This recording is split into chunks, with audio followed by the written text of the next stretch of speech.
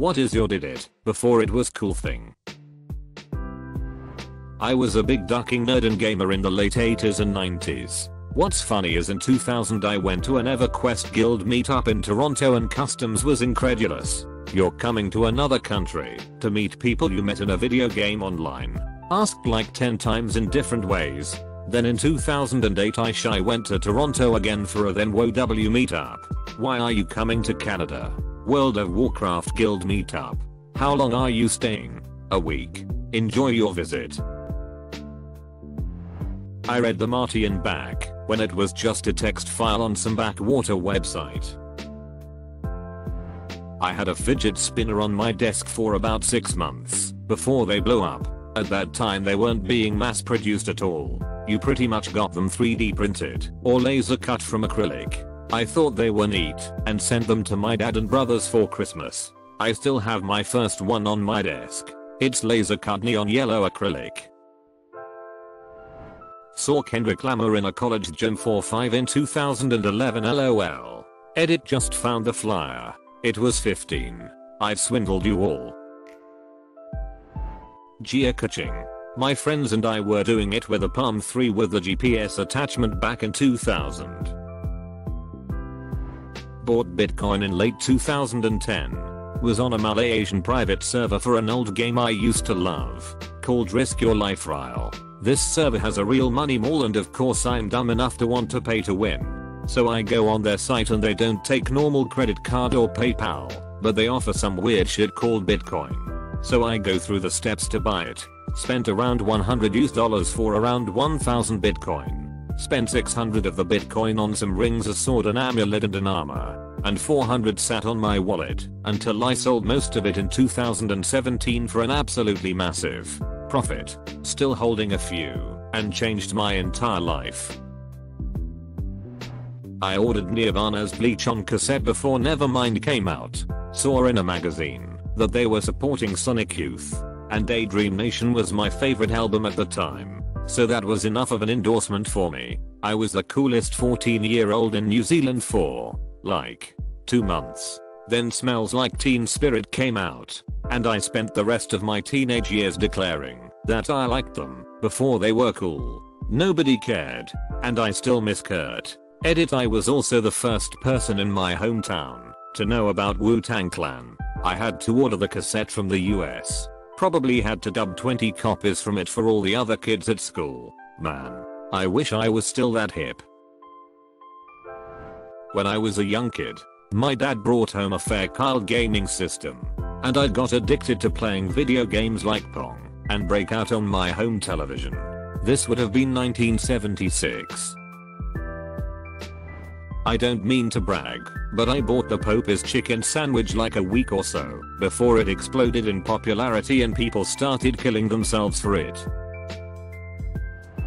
Big Chungus was my profile pic for years before it became a meme. Storage unit auctions. Before 2010, when the Storage Wars show first started, you could find auctions with a few bidders, mainly pawn shop guys, but find smaller ones on the cheap for furniture, especially during my cheap college years. Show up, place a bid for 20, get a couple end tables, bed and chair. Thanks to that show, everyone thinks they'll hit the jackpot, as if people who default on their units all leave behind 1940s memorabilia or something. Bids skyrocketed beyond comprehension on or around 2011. It just hasn't been worth it since then. Most the stuff is junk. People, the TV shows, are fixed and edited. It's not worth it thinking something is always hidden. People with valuables many times put that in a safety deposit box, not a storage shed unit. I feel bad for the college kids who not only can't get decent apartment rent levels, but also can't get furniture on the cheap from storage sheds like I used to, simply because of the false expectations from a fixed TV show. Netflix and Blockbuster mail in DVDs. Oh, and burning them on DVD. Fine Netflix, I'll try this new streaming service. Not really a cool thing, but back in the 80s I worked at a resort where we paid ridiculous amounts for things like toilet paper, paper towels, and other consumables to be delivered. The newly opened Sam's Club had way better prices, but we didn't have big enough vehicles all the time to go pick supplies up on a regular basis. So I just walked up to the manager and told him things like we spend $13k a year on toilet paper and other details, and how it would be nice if they delivered. He thought about it, crunched some numbers, and a few days later he called us and said they would do it. The manager later told us he got all kinds of kudos from his management for thinking out of the box, and that they were going to start offering this service in other locations. So yeah, I did that. I used to record with a VCR when I played Mario Bros 2. When VCR recording came out, I thought, hey, I could record whatever is on the TV, right?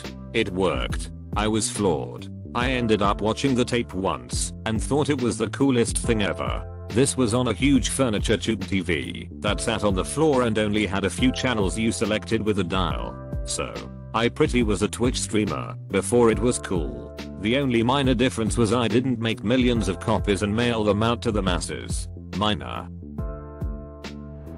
My college roommate was from Seattle. He had been to a few Macklemore shows when he was in high school.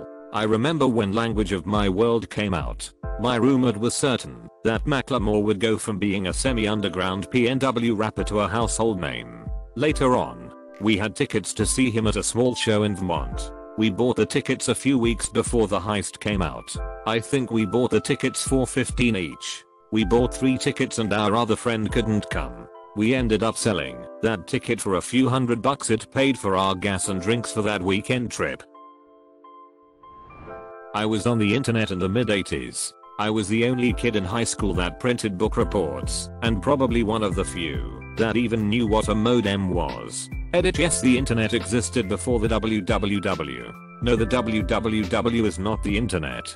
Yes, there were also BSES. I ran one. No, I'm not confused. My mother was a librarian at a state college, so I used her access privileges. Since I was only 13 at the time, I first dialed into it with a Popcom 1200 bps modem on an IBM XT running an 8088 processor.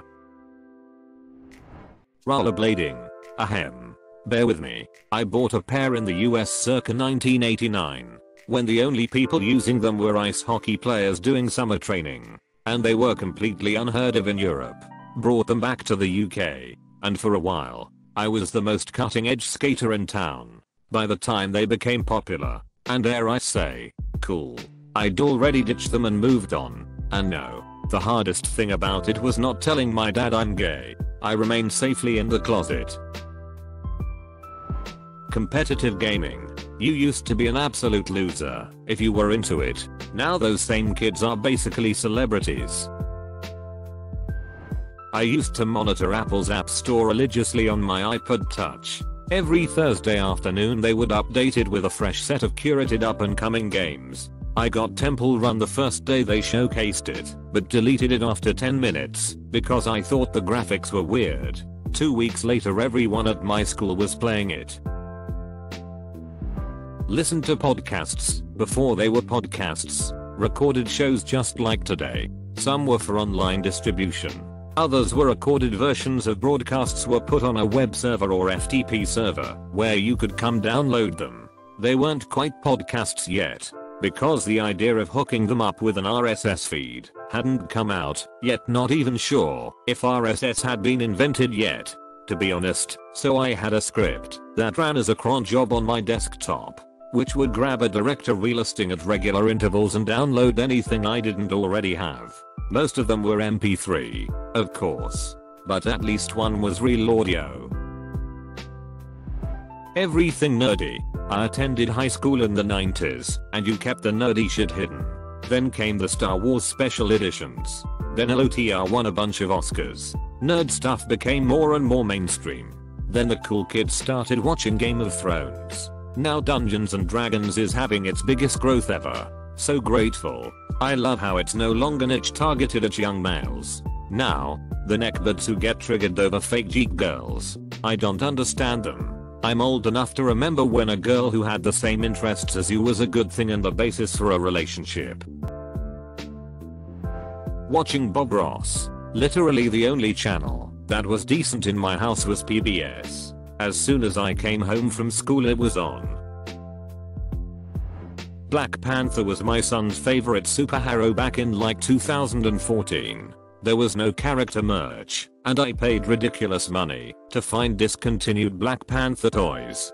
Flash forward a couple years and we are at the theater on opening day in full Black Panther costumes. I was the first boy in my middle school to pierce my ears trying to be like my big brother. Everyone roasted my ass to the point I just had to take them out. Fast forward a couple years to high school, and every dude that gave me shit for pierced ears had gotten it done themselves. Consider subscribing if you enjoyed this video, and if you want to see more of Reddit Universe.